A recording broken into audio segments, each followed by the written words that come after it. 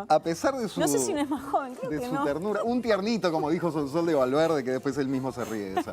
Un tiernito, una manteca de persona, es periodista, con una larga trayectoria, decía, a pesar de su condición de juvenil, en medios nacionales e internacionales. Actualmente anda básicamente en 3 medios. Es columnista del programa No Toquen Nada en FM del Sol, es responsable de la sección deportiva del portal 180 y es periodista en ESPN. Ha publicado 3 libros. El primero de ellos, Hecho en Uruguay, con historias de emprendedores. El segundo, de investigación, Figueredo a la sombra del poder, del cual fue coautor. Y último, recién salidito del horno, Nuestra generación dorada. Muchas gracias, Diego Muñoz, bienvenido. Por favor, un gusto, muchas gracias a usted. Juvenil en Uruguay. Alguien es juvenil después de los 40, solo en Uruguay. Sí. Bueno, aprovechemos esa licencia que nos da haber nacido en esta parte del mundo, ¿no? Sí, sí. Bueno, vos ya no vivís con tus viejos, ¿verdad? No. Me fui de casa hace poco. Le llevo la ropa. Perdón que hoy temprano 2 veces dije La generación dorada. Lo leí el libro todo, no sé por qué el Nuestra se me traspapeló. Ahora me doy cuenta de que le había errado. Nuestra generación dorada. Diego, entre tantos partidos que debes haber visto en vivo y por televisión cuando eras chico, cuando eras niño, ¿cuál es el que más recordás? Y lo que pasa es que cuando era pibe, en realidad no había tantos partidos por televisión. Tengo algunos recuerdos.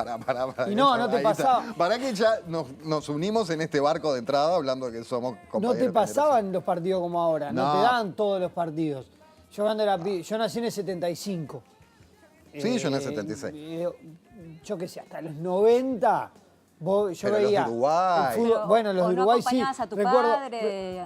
Recuerdo mucho un partido que fue el de Uruguay-Alemania en el Mundial de México, que ese partido yo lo vi en la casa de mis abuelos, porque mis padres se habían ido al Mundial de México, mi padre a relatarlo y mi madre a acompañarlo, y yo me había quedado en la casa de mis abuelos. Mi abuelo Ede y mi abuela Lidia, los padres de mi mamá. Y ese partido lo vi con mi abuelo, era un partido al mediodía, se cortó la señal, se vio el primer tiempo, el segundo no se vio.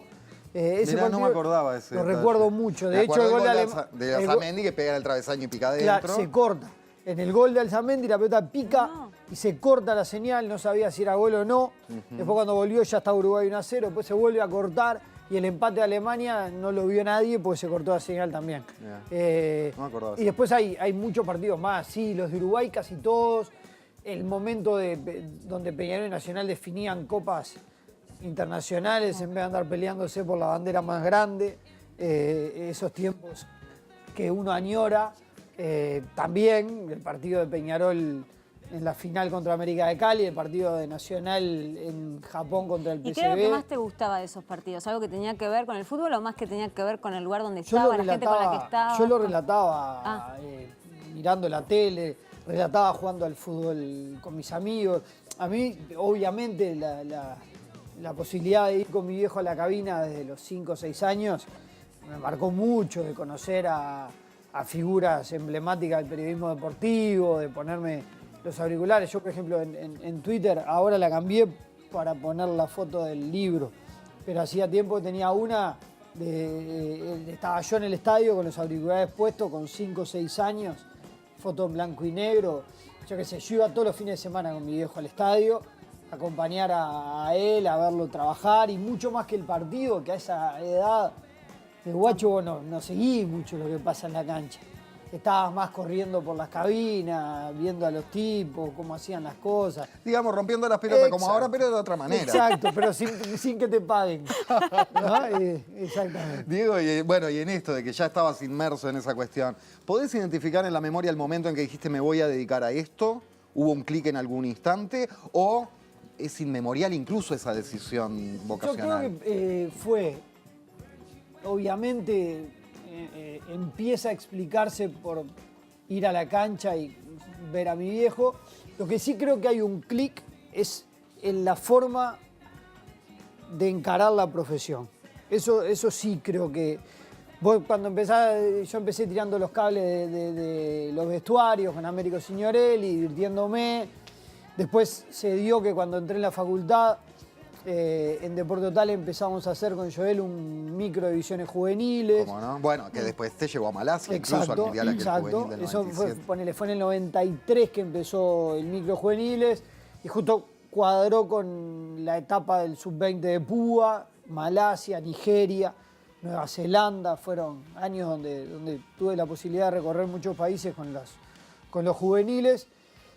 Y después de eso, cuando en el 2000, 2001, las cosas en el fútbol uruguayo se entreveraron con la llegada de Tenfield y demás, yo me puse en un lado de la vereda y me definí a hacer un periodismo. Y eso sí, me quedó marcado y de hecho hoy, cuando hablaba con mi viejo del libro, le decía, te das cuenta que en realidad hay que soportar algunas cosas en la vida para después poder decir, yo estoy acá porque no cambié nada de mi esencia. Capaz que podría estar haciendo lo mismo, pero renegando de haberme dado vuelta en algún momento. Y andás a ver, porque esto es hipótesis, pero probablemente tengo la certeza de que estaría trabajando en lugares que no querría estar trabajando. Solo por el hecho de permanecer, de tratar de mantener el lugarcito que había conquistado. Y hoy estoy trabajando en los lugares que vos mencionaste, que son los lugares que yo quiero estar. Y escribiendo libros que son los que yo quiero escribir.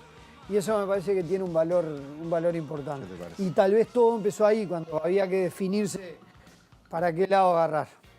Recién decías, ¿no?, que estabas hablando con tu viejo sobre el libro y eso. En tu carrera, ¿qué tanto te ha aconsejado tu padre? ¿Has seguido lo que él te ha dicho? ¿Algún consejo clave? Recién hablabas de las cosas que han tenido que soportar. Cuando trabajábamos juntos nos peleábamos bastante, porque por una cuestión generacional, yo creo que teníamos visiones encontradas del periodismo.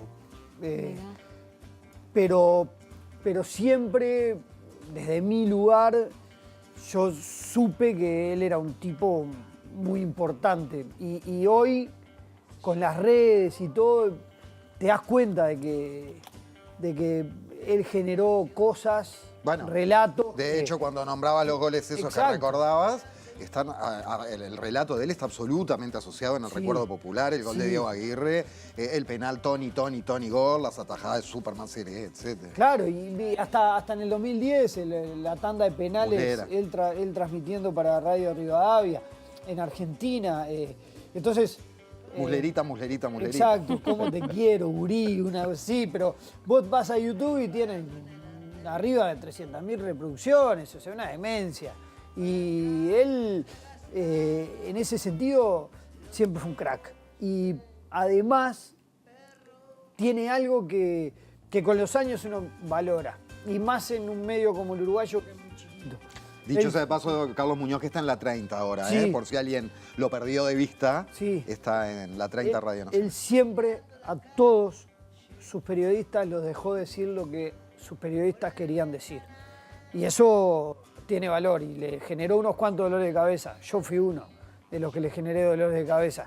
Y jamás tuvo ni la más mínima idea de decir, vos, no me metan en este quilombo, no hay necesidad. Casi que un consejo a través de la acción, decís. Exacto, que te predicó con el ejemplo. Se lo fumó solo y le costó y aún así fue incapaz de hacerlo.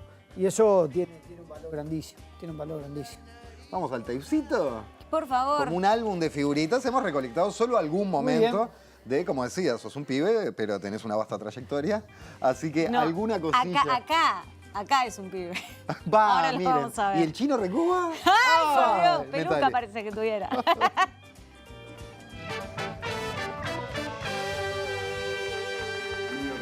Se simplificó todo ayer, ¿no? En esa final, cuando a los 5 minutos conseguís ese gol producto de un error de la defensa nacional. Bueno, sí, tuve suerte, ¿no? Porque yo voy a la pelota, pero cuando veo que el golero va a despejar, me doy vuelta. No, sacó Krasowski, fue ahí. Ganamos, terminamos el partido. Un gol. Gol de oro, gol de oro. Gol de oro, gol de oro. Gol de oro, bueno. ¿Por qué sacan ellos y no fue gol? Un día vine y le dije, escuchá. Quería ser actor. Sí, no sé si era actor, Lo quería es, hacer lo- teatro. es un gran Le dije, Es un gran actor. escuchá, quiero tomarme un año libre Sí. de estudios. En realidad no libre de estudios, quiero irme a estudiar teatro a Buenos Aires. Bueno, Y creo que duró 15 segundos la charla y a los 20 ya estaba Ya enfocado estaba haciendo un ruido a la Católica. en el otro futuro. Yo entré a la cabina en la que estaba relatando mi padre, que también es relator de fútbol por si alguno no lo sabe, y vi que su garganta no podía más. En 30 minutos de un partido que él estaba relatando, se había quedado sin voz y no había chance ninguna de que pudiese terminar el partido. Y yo, de casualidad, pasé por la cabina porque me iba a ir del estadio. Era una noche, jugaba Nacional Independiente por Copa Libertadores en 2004 y vi que no podía. Y de una manera absolutamente inconsciente lo palmeé y le dije, queda tranquilo que yo relato. Nunca en mi vida había relatado. Importante que ha tenido Argentina. Acá ataca Suárez para acabar y está. ¡Gol!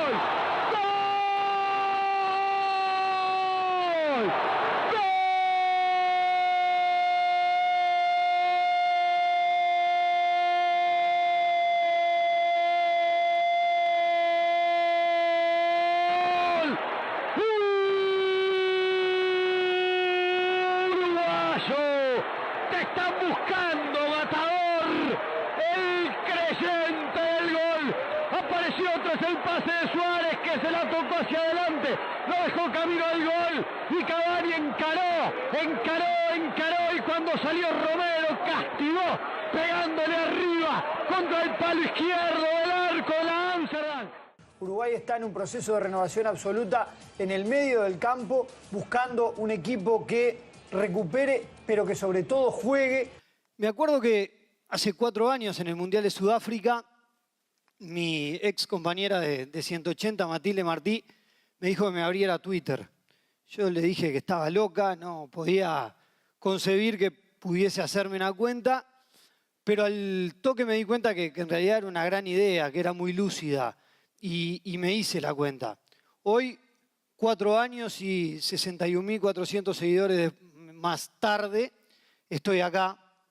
Es una locura, hablando de redes. Si yo te pido 3 conceptos o 3 grandes virtudes de esta selección, ¿vos qué destacás? El profesionalismo, la entrega que se le puso a la selección, que viene también con estos últimos logros.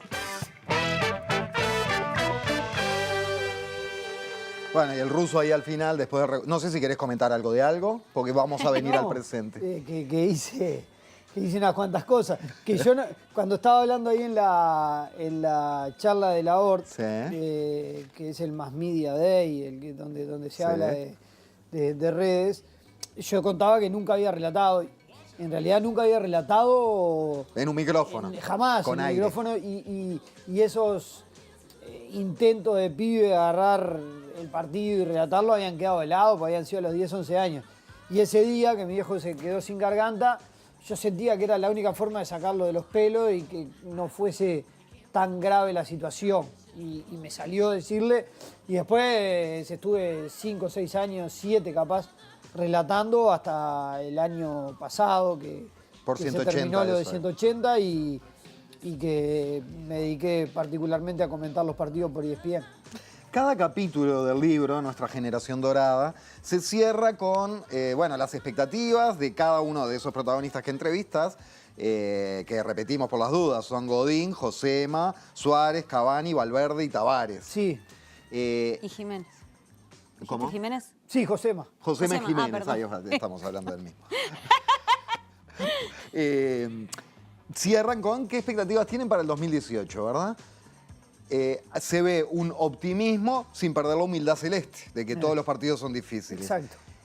Podríamos resumirlo así. ¿Y vos cómo la ves a...? Viste que charla previa estos días, estamos todos como con una picazón ya. Yo la veo bien, también hay una cosa que es extrañísima, que cuando vos decís que la selección puede llegar lejos, te dicen, vos no seas mufa. pero en realidad permitirse decir que la selección puede llegar lejos ya es parte de ese crecimiento.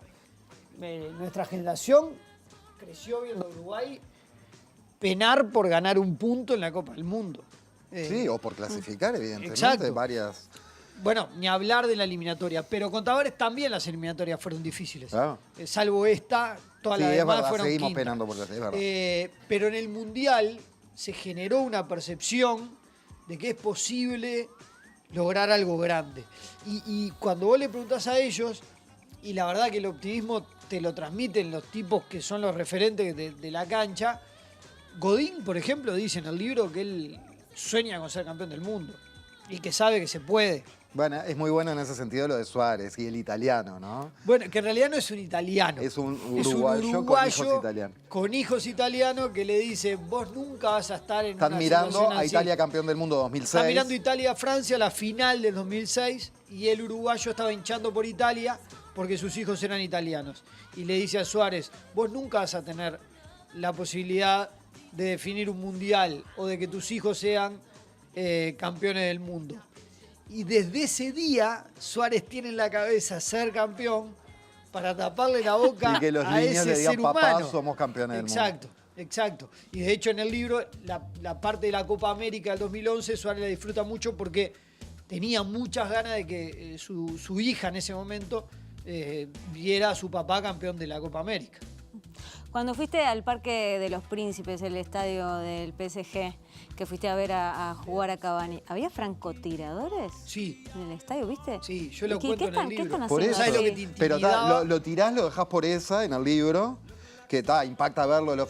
Yo nunca había oído, soy bastante futbolero, que en un estadio hubiera francotiradores. Sí, lo que pasa es que Francia, mira, yo llego a París y estoy bajando del avión y de repente empiezo a escuchar gritos, policías, nos entran a correr del lugar donde estábamos En el esperando aeropuerto. el equipaje, acordonan todo y por los altoparlantes anuncian en francés, algo más o menos uno podía entender que había un problema con un equipaje.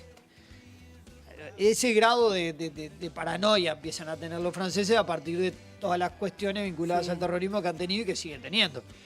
Entonces, para ir al Parque de los Príncipes, vos te tomás un metro, llegás, caminás 1 kilómetro más o menos y accedes al estadio.